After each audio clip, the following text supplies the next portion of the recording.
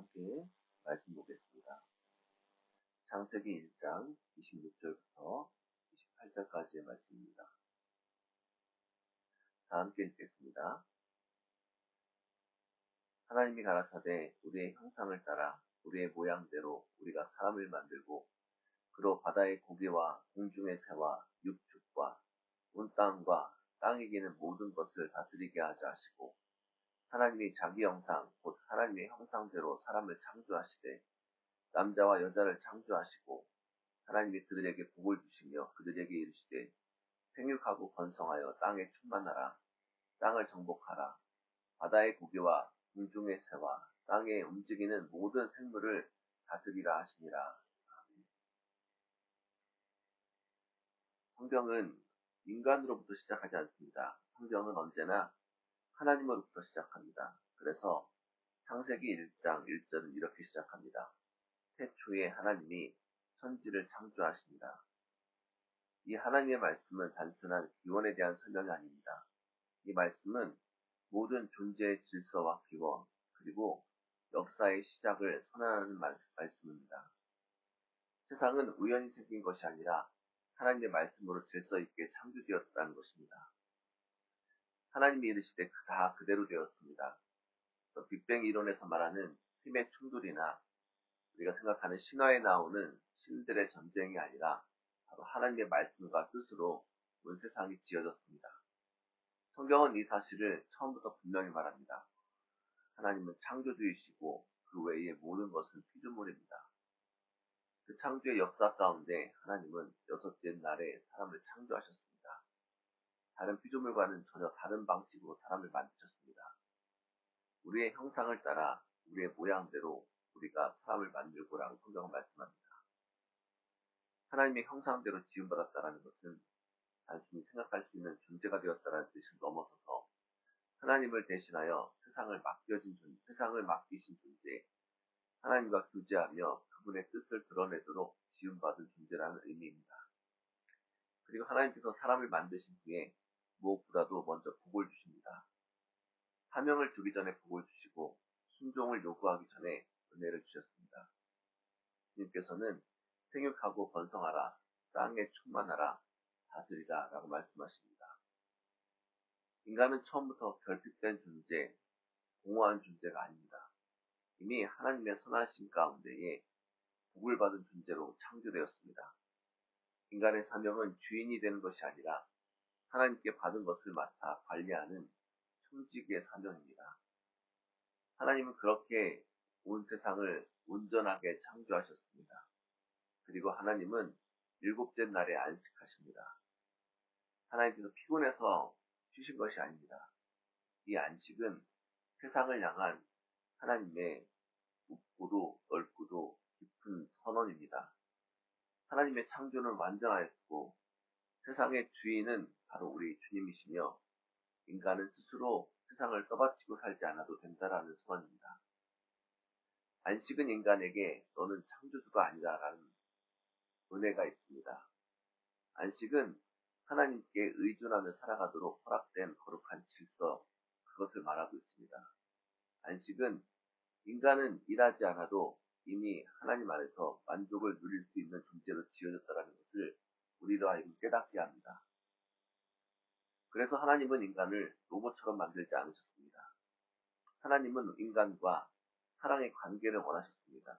그래서 우리가 자유 안에서 순종할 수 있도록 단 한 가지의 명령만을 주셨습니다. 그것은 선악을 알게 하는 나무의 열매를 먹지 말라는 것이었습니다. 이 명령을 하신 것은 우리를 시험하고자 하신 것이 아니라 우리와의 관계를 위해서 말씀하신 것입니다.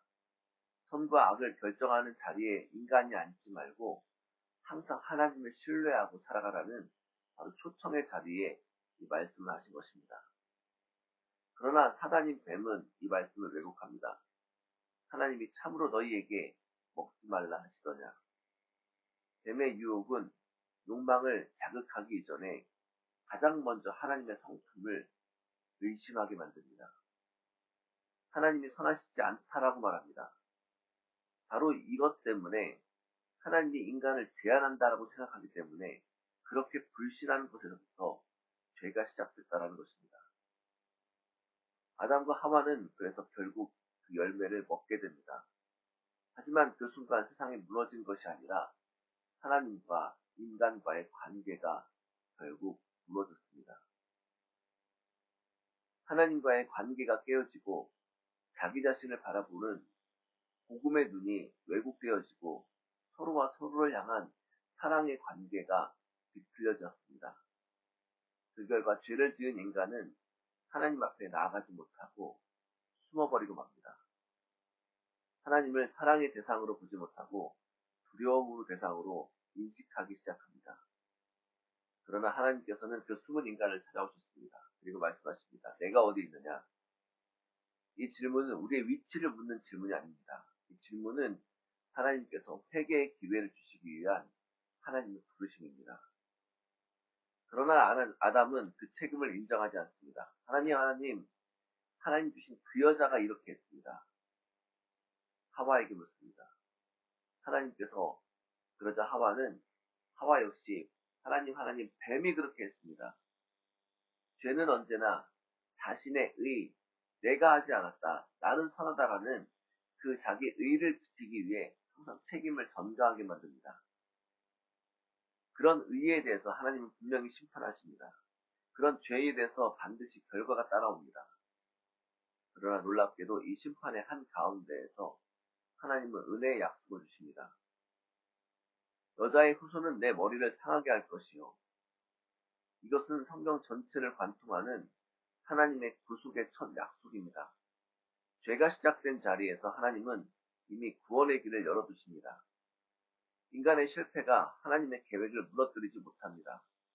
오히려 하나님의 은혜는 인간의 죄보다 더 깊고 넓고 높습니다.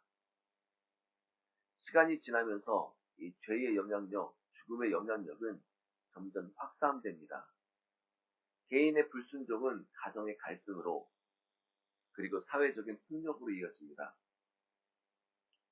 성경에 보면 가인은 하나님 앞에서 얼굴이 변했습니다. 죄가 문 앞에 엎드려 있지만 그는 죄를 다스리지 못했습니다. 결국 형제가 형제를 죽이는 인류 최초의 살인이 일어났습니다. 그리고 죄는 더 깊어지게 되었고 더 파괴적으로 확산하게 되었습니다. 바로 창세기에서 계속해서 그것을 우리에게 말씀하고 있습니다. 그러나 이 상황 가운데서도 하나님께서는 가인을 즉시 제거하거나 죽이지 아니하시고 그에게 표를 주어서 보호하시는 은혜를 허락하십니다. 심판 가운데에서도 하나님의 오래 참으심은 멈추지 않았다라는 것입니다. 아벨은 죽었고 가인은 떠났습니다. 인간의 눈으로 보면 구속의 역사는 여기서 끝난 것처럼 보입니다. 실패한 것처럼 보입니다. 하지만 하나님은 아담에게 또 한 아들을 주셔서 그 아들 이름을 셋이라고 말씀하셨습니다. 셋은 단순한 대체 인물이 아니라 하나님께서 은혜의 계보를 이어가시는 바로 증거입니다. 인간의 죄가 역사 가운데 끝나지 않도록 하나님은 항상 구속의 씨앗을 우리 가운데, 인간의 역사 가운데 남겨두셨다는 것입니다. 창세기 1장부터 시작해서 4장까지의 이야기는 단순한 옛 이야기가 아닙니다. 이 본문은 우리가 누구인지, 죄가 무엇인지, 하나님이 어떤 분이신지, 그리고 구원의 방향이 어떻게 흘러가는지 우리에게 분명하게 보여주고 있습니다. 우리는 창조주가 아니라 피조물이며, 하지만 복을 받은 존재로, 복의 존재로 지음받았다는 것입니다. 죄는 하나님을 불신하는 데서부터 시작하지만, 하나님의 은혜는 언제나 죄보다 앞섰다는 것입니다. 구속의 역사 가운데에서 인간의 실패 가운데서도 이 하나님의 은혜는 결국 끊어지지 않는다는 것입니다. 그리고 이 모든 이야기는 결국 여자의 후손으로 오신 예수 그리스도 안에서 완성되어지게 됩니다. 창세기의 약속은 복음 안에서 성취됩니다. 그리고 우리는 그 복음의 약속 가운데 살고 있습니다. 오늘 이 아침에 이 복음으로 주님과 함께 동행하며 함께 하나님과 걸어가는 우리 상속의 성도님들 되시기를 주님의 이름으로 축복합니다. 기도하겠습니다. 거룩하신 하나님, 말씀으로 세상을 창조하시고 형상대로 우리를 지으시며 먼저 복을 주신 은혜를 찬양합니다. 우리가 주님의 피조물임을 믿고 하나님의 자리에 앉아서 선과 악을 우리가 판단하려 했던 교만을 용서하여 주옵소서. 죄 가운데 숨고 책임을 회피하던 우리의 모습을 주님 앞에 내려놓습니다. 심판 가운데서도 여자의 후손을 약속하신 은혜의 하나님, 끊이지 않는 그 구속의 역사를 이루시는 주님을 신뢰합니다.